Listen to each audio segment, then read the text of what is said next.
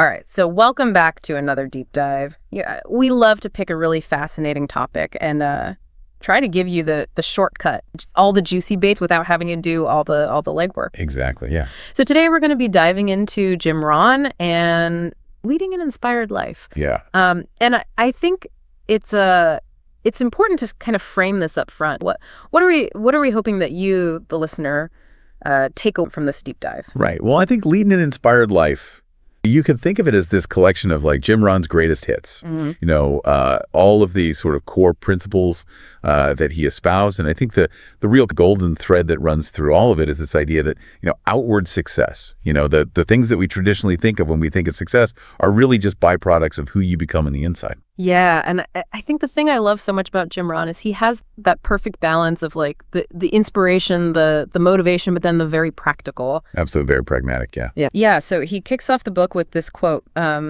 success is not to be pursued. It is to be attracted by the person you become. I love that one.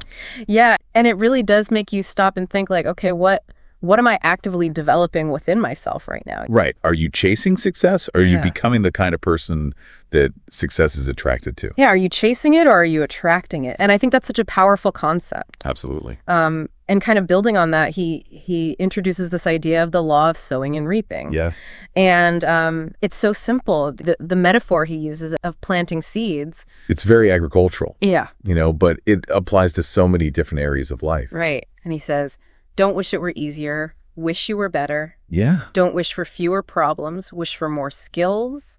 Don't wish for less challenge. Wish for more wisdom. How great is that? Because it's like, it's that shift, right? It's not about, like you said earlier, it's not about chasing. It's about becoming. Yeah.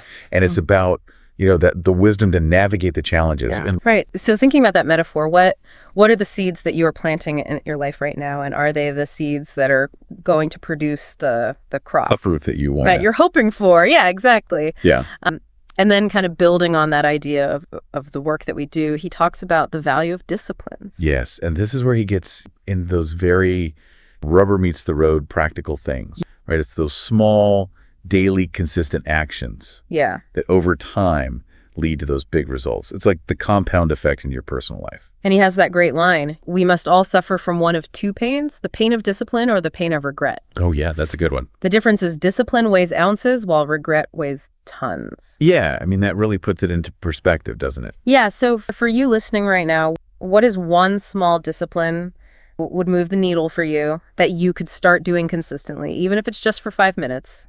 Yeah, absolutely. And it could be anything, right? It could be meditating. It could be reading for 10 minutes before you go to bed. It could be going for a walk. Yeah.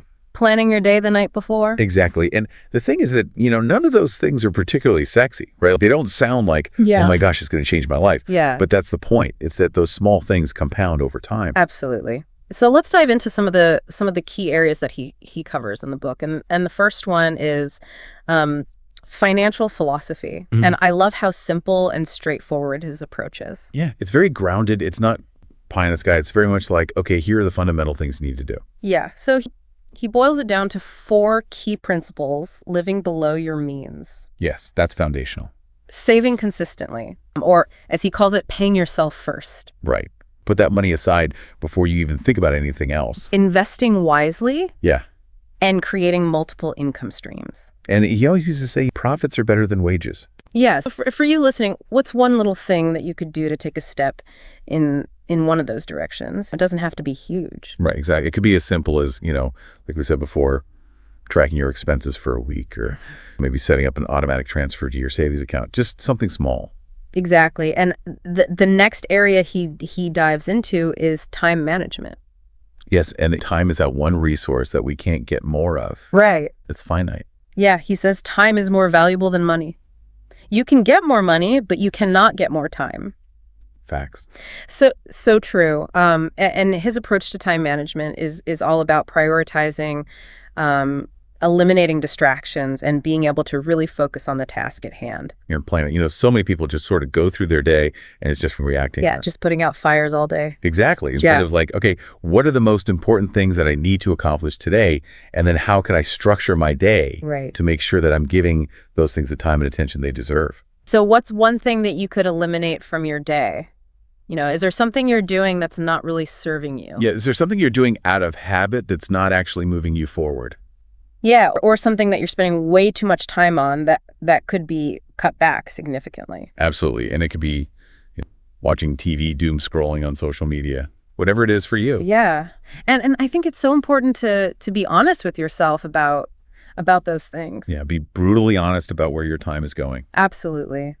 Another key area that he covers is relationships. Yes, and this is such a big one because we've all heard that saying, you are the average of the 5 people you spend the most time with. Yeah, I feel like that's such a common one these days. But it's true. The thing is, it's not just about the 5 people you're closest to. It's about who are you surrounding yourself with in general? Yeah, what kind of input are you getting Alrighty. from the people you're around? Are you surrounding yourself with people who inspire you, who challenge you, who support your growth? Yeah, or are they bringing you down? Are they enabling bad habits? Are they the kind of people who are excited about your dreams, or are they the kind of people who are like... Be realistic. Yeah, exactly. Right. So it's really about taking stock of your relationships and saying, okay, who are the people who are really adding value to my life? Yeah, and it's not to say that you have to cut people out of your life. Sometimes it's just about being more intentional about how much time and energy. Absolutely. You're giving to certain relationships. Yes, exactly. Maybe you have a friend who's going through a tough time and you want to be there for them. Yeah. But you also recognize that every time you hang out with them, you kind of feel drained and negative. So it's about finding that balance. Right, and setting boundaries. Exactly. The next thing he talks about is goal setting. Yes. And this is something that a lot of personal development folks talk about, but I love his approach because it's so simple and actionable. It's very much like, okay, here's the framework, let's get it done. So he says, start by dreaming big. Allow yourself to really envision what you want. Right. Don't limit yourself at this stage. Don't censor yourself. Just let your imagination run wild. Exactly. And then once you've got those big dreams, now let's translate those into specific written goals. Right. So make them tangible. And then break those goals down into smaller steps. Right.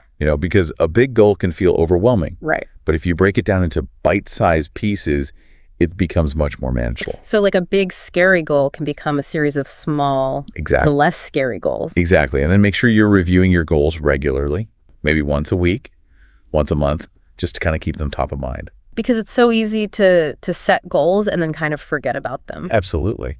And he also talks about celebrating your progress along the way. Don't wait until you've reached the final destination to acknowledge how far you've come. Yes, celebrate those small wins. It keeps you motivated, and it reminds you that you're making progress. And I think it's important to set goals across different areas of your life. It's not just about career or finances. It's about that balance. Yeah, it's about creating a life that feels fulfilling on all levels. Absolutely. So for you listening, what's one specific measurable goal that you can write down today in an area of your life where you're looking to make progress? Yeah, don't overthink it. Just pick one thing and write it down. Exactly. And the last key area that I want to touch on is the importance of attitude and personal philosophy. Yes, and this is huge because your mindset, your attitude, it really underpins everything else. Yeah, I love how he puts it. Your philosophy determines whether you will go for the disciplines or continue the errors. Right. Your philosophy is your operating system. Yes. So he talks about taking responsibility for your life. Yes. Owning your outcomes. Embracing challenges. Seeing them as opportunities for growth. Committing to lifelong learning. Always being a student. And practicing gratitude. Yes. Focusing on the good. So for you listening right now, what's one limiting belief that you're holding on to that maybe is holding you back? Yeah, is there something that you're telling yourself that's not actually true, that's limiting your potential? And what would it look like to challenge that belief, to reframe it, to see things from a different perspective? And that's the thing about beliefs, right? They're just thoughts that we've thought over and over again. Yeah. So we can choose to think different thoughts. Absolutely.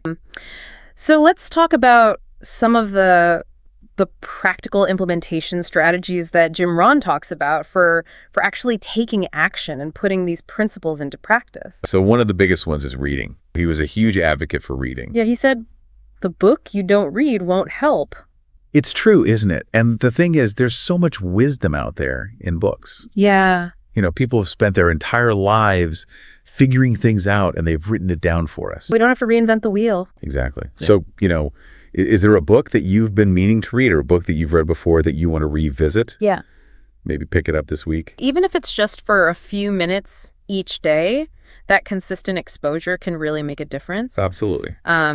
Another thing that he talks about is journaling, and I know this is something that you're a big fan of. I love journaling. I Yeah. think it's such a powerful tool for self-discovery and for tracking your progress. I think it's so easy to let the days blur together, and journaling helps you to really capture those moments, those insights. And it doesn't have to be this big elaborate thing, just 5 minutes a day just to kind of get your thoughts out of your head and onto paper. Yeah, and I think sometimes the act of writing things down helps you to see them more clearly. Absolutely. Yeah. It's like you're getting them out of the noise of your mind, and you can actually look at them objectively. Yeah, and you can also track your progress. You can look back and see how far you've come. Exactly. And that can be really motivating. Yeah. You know, when you're feeling discouraged, you can look back and be like, oh, wow, I've actually made a lot of progress. Yeah. So even if you're not sure what to write, just start writing and see what comes out. Yeah, just free write. Another thing that Jim Rohn talks about is association management. Yes. And we touched on this a little bit earlier with relationships, but it's really about being intentional about who you're spending your time with. And this can be tough, especially if you have people in your life who are not really supportive of your goals or your dreams. Right. And it's not about, like you said earlier, it's not about cutting people out of your life necessarily, but it's about setting boundaries. Yeah. And being mindful of how much time and energy you're giving to certain relationships. Yeah. So what's one small step you could take this week to be more intentional about your associations? Yeah, maybe it's reaching out to someone who you admire, or maybe it's, just being a little bit more discerning about who you say yes to spending time with. And I think it's important to remember that you have the right to choose who you spend your time with. Absolutely. You get to decide. Yeah, and you don't have to feel obligated to spend time with people who are not bringing you joy or who are not supporting your growth. Exactly. And finally, I want to touch on the concept of the compound effect, which is something that Jim Rohn talks about a lot. Yes, and this is such a powerful principle. Mm-hmm. It's the idea that small, seemingly insignificant improvements, when done consistently over time, can lead to massive results. Yeah, it's that 1% better every day idea. Exactly. And the thing is, it's easy to get discouraged when you're not seeing results right away. Yeah, we live in such a quick fix culture. Absolutely. We want everything now. Right. But the reality is that most things worth having take time. Yeah, and the compound effect is all about trusting the process. It's about being patient and knowing that those small efforts are adding up, even if you can't see it yet. Yeah, and I think it's also about being consistent. It's not about doing something perfectly every single day. It's about showing up and doing the work, even when you don't feel like it. Exactly. It's about building those habits, those disciplines that we talked about earlier. Yeah. And over time, those habits will compound and you'll start to see those big results. And the thing is, it's not just about the results. It's about who you become in the process. Yeah. When you commit to those daily disciplines, you develop character, you develop resilience, you develop grit. So it's not just about the destination, it's about the journey. Exactly. So I think what makes Jim Rohn's work so enduring is that it's both incredibly practical and incredibly inspiring. Yeah, he gives you the tools and the motivation. Yeah, and he doesn't shy away from the tough stuff. He Yeah. talks about personal responsibility, he talks about the importance of hard work. He's not about sugarcoating things. Right, but he also reminds you that you have the power to create the life that you want. Absolutely. And he says, you cannot change your destination overnight, but you can change your direction overnight. Yeah, and I think that's so powerful. It's a reminder that we always have a choice. Exactly. We can choose to stay on the same path, or we can choose to change course. So I think it's clear why Jim Rohn's work has had such a profound impact on the personal development world. Yeah. His principles are timeless, and his teachings continue to inspire people all over the world. So as we wrap up this deep dive into leading an inspired life, we encourage you to take one or two of the actionable insights that resonated with you and start implementing them today. Yes. Even small, consistent steps in the right direction can make a huge difference over time. Remember what we talked about earlier. Consider which pain you are currently experiencing more acutely, the discomfort of discipline in the present, or the potential weight of regret in the future. Let that awareness guide your choices moving forward. Thank you so much for joining us for this deep dive. Stay tuned for our next one. And if you found this helpful, please like and subscribe. It really helps the channel.